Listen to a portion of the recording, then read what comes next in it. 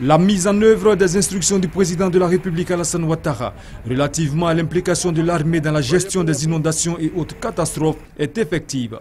Et pour cause, le ministre chargé de la Défense, Paul Kofi, s'est rendu à Grand Laou pour mettre à la disposition des autorités administratives et au-delà l'ensemble des éléments des forces de défense et de sécurité de la localité. Ces forces devront apporter soutien et appui aux populations sinistrées. En se rendant dans le village de Brafédon, l'un des sites les plus sinistrés parce que proche de l'embouchure, le ministre chargé de la Défense est allé faire le constat des dégâts et a apporté la compassion et le soutien du chef de l'État et du gouvernement. À la salle des fêtes de Grand Laou, il a rassuré la population quant aux dispositions prises par le gouvernement. Mais je vous demande une chose, c'est la cohésion et le soutien. Si vous êtes unis, vous allez régler les problèmes. C'est très important. Et ensuite, l'espoir.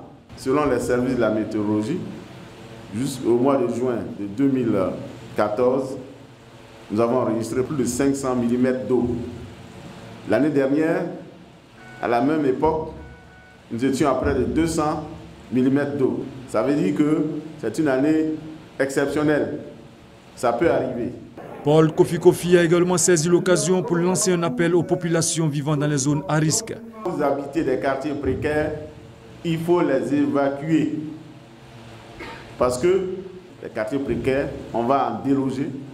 Et ensuite, il y en a qui ont construit sur les emprises. Sur les canaux d'évacuation des eaux, ils ont construit. Nous allons casser ça. L'armée sera présente pour soutenir les services techniques. Les élus et cadres de la région et les populations se disent rassurés. Environ 150 habitants ont été détruits par les dernières pluies et les populations sinistrées sont évaluées à environ 3000 dans la région de Grand Laou.